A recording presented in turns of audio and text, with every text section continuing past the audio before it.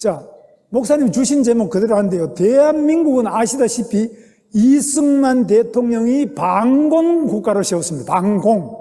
공산당에 반대하고, 그 다음 미국하고 친미입니다. 우리는 자유민주주의 국가고 바로 기독교 국가로 건국을 했습니다. 제가 지난번에 강의를 했습니다. 여기서. 그런데 반면에 우리 북쪽 38 이북은 조선민주주의 인민공화국입니다. 조선민주주의 인민공화국은 여러분 아시는 것처럼 김일성이 세웠고 친소 공산국가로 건국했습니다. 그런데 우리 대한민국은 지정학적으로 세계에서 가장 나쁜 나라가 대한민국입니다. 바로 중국과 일본과 러시아라는 세계 2, 3, 4등 2, 3, 4등인데 2등, 3등 이 전부 러시아 공산 종주국과 우리 접경하고 있고요. 또 중국 공산당하고 접경하고 있고, 그리고 일본의 식민지를 했기 때문에 세계 최강대국 2, 3, 4등 전부 우리 주변에 다 붙어 있습니다. 그래서 참 위치가 별로 안 좋습니다. 베네수엘라 이야기하는데 베네수엘라는 석유라도 많이 있는데 우리 석유도 없어요. 매우 악조건 속에서 분단되어 있고 바로 사탄하고 딱 마주하고 있는 이런 대한민국입니다. 그래서 6.25 공산 침략에서 우리는 자유를 수호하고 한강의 기적을 이룩했습니다. 이 에치스 라인입니다. 1950년 에치스 라인을 선포했는데 1949년에 우리나라에 주둔하던 미군이 철수하고 그 다음에 미 국무부 장관 에치스 라인인데 이까지만 우리가 극동 방위선으로 하고 한국을 제외시킨 순간 스탈린, 모택동, 김일성 3자가 합쳐서 바로 쳐내려온 게 6.25 전쟁입니다. 미국이 물러가는 순간 철수하거나 미국의 방어선이 뒤로 물리면 바로 우리가 죽는데 지금 그 일이 일어나고 있습니다. 미국과 일본이 지금 중국 공산당을 포위하고 있는데요. 미중 전쟁에 대해서는 여러분 지금 보고 계십니다. 그런데 여기에 지금 문제가 우리나라하고 일본하고 막 싸움을 하는데 이 싸움으로 인해서 일본은 미국하고 아주 가깝습니다. 1945년 바로 전쟁에서 패전하고 일본 천황이 두 방의 원자폭탄을 전 인류 역사 중에 처음으로, 전 세계 역사상 처음으로 원자폭탄 두 방을 맞고 천황이 항복을 했습니다. 그런데 천황은 항복한 게 딱 그 역사상 한 번밖에 없어요. 우리나라는 뭐 인조도 가서 항복하고, 인조도 남한산성 밑에서 구고두레 아시죠? 머리를 9번 찧으면서 청나라 누르하치한테 항복. 선조 때도 도망가고, 우리나라는 뭐 그 참 변변한 독립국가라고 할 수가 없어요. 조공 바치고 우리는 그렇게 살아왔어요. 그러나 일본은 섬나라이기 때문에 그 몽고족이 가서 원나라에서 쳐들어가도 그 태풍을 만나가지고 일본은 못 먹었잖아요. 일본은 한 번도 그 딴 나라에 항복해 본 적이 없는 나라예요. 그런데 1945년 원자폭탄 맞고 항복했어요. 그때 일본 군인 숫자가 780만 명이에요. 어마어마한 군인. 그런데 우리는 독립군이 10,000명도 안 되고 1,000명도 안 됐어요. 이 상태에서 우리가 일본 식민지를 벗어나게 됐던 것은 바로 미국의 원자폭탄 두 방 때문에 우리가 일본이 항복해서 해방된 거 아니에요. 그럼 미국에 대해서 고맙게 생각했는데 우리 독립운동사를 가르치면서 미국이 고맙다 소리를 안 가르쳐요. 북한에서는 김일성 위대하신 수령님, 전설적인 항일 무장 투쟁의 영웅 김일성 수령님께서 이렇게 가르쳐요. 우리나라도 마찬가지로 어떠고 저떠고 가르치는데 그거 다 사실과 상당히 일부분밖에 안 가르치는 거예요. 실제로는 미국이 일본을 때려가지고 했는데 이것을 미리 예측하고 과학적으로 예언하고 반드시 일본은 멸망하는데 그 멸망은 미국으로부터 멸망한다는 것을 일관되게 이야기한 분이 이승만 대통령이에요. 이 이승만 대통령이 여러분 같은 애수쟁이에요. 조선시대 때 왕족의 일부인데 양녕대군 후손이에요.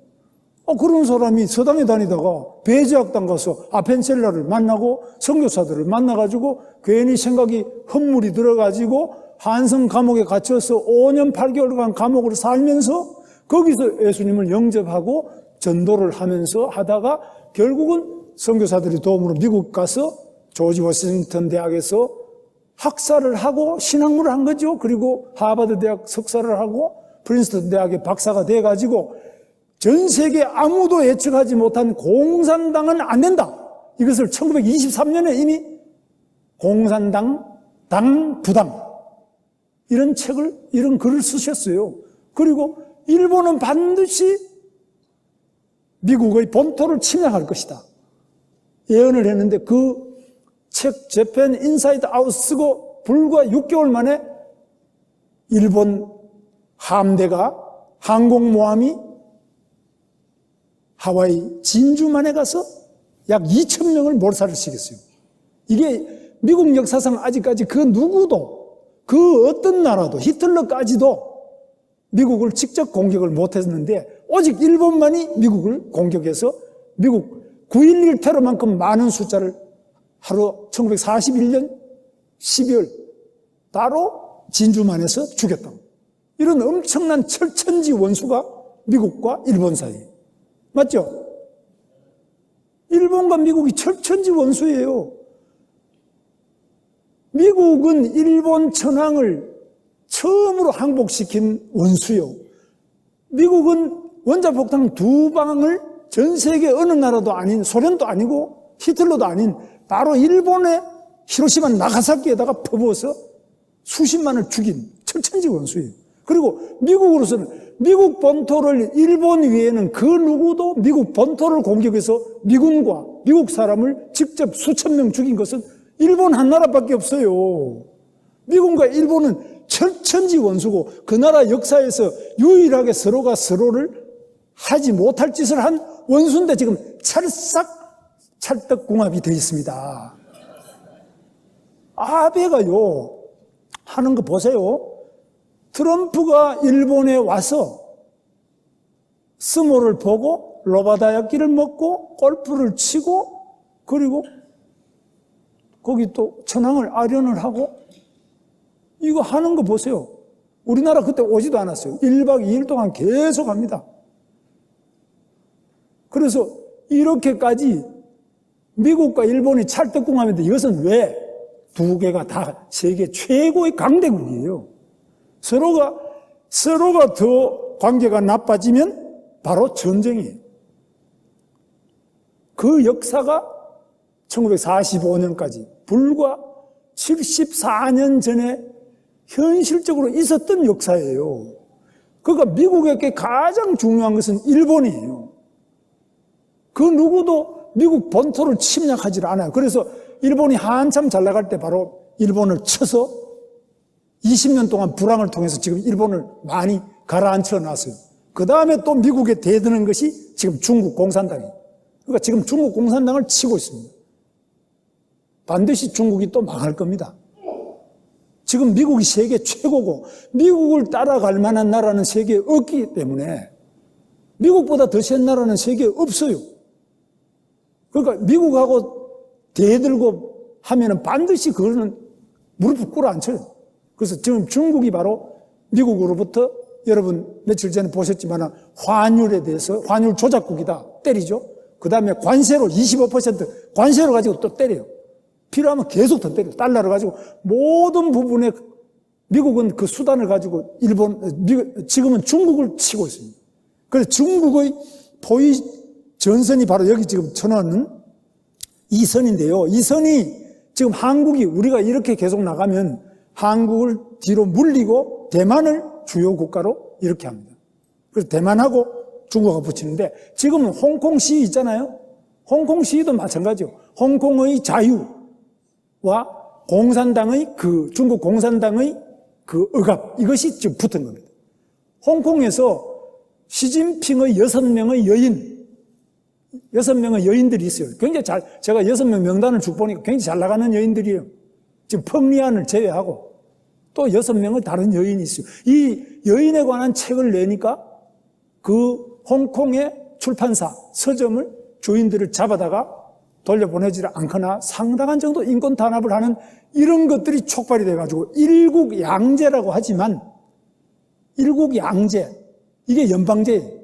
일국양제라는 거는 중국 공산당에게 99년 동안 영국이 식민지로 아편전쟁 이후에 가지고 있던 홍콩을 돌려보내서 공산국가, 중국 공산당 아래 하나의 국가로 주지만 그러나 홍콩이 가지고 있는 자유시장, 자유기업, 자유경제 그리고 자유와 인권의 자유민주주의는 그대로 유지해 나간다.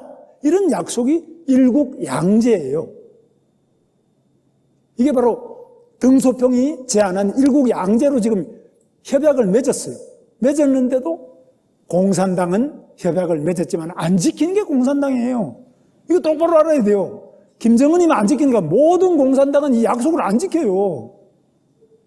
그게 왜냐하면 저처럼 마르크스, 레닌, 엥겔스 그리고 모택동 주체사상 이런 걸 제가 다 공부를 했는데 이 공산당의 이론 속에서 약속을 지키라는 게 없고 약속을 지키지 말라 그래요.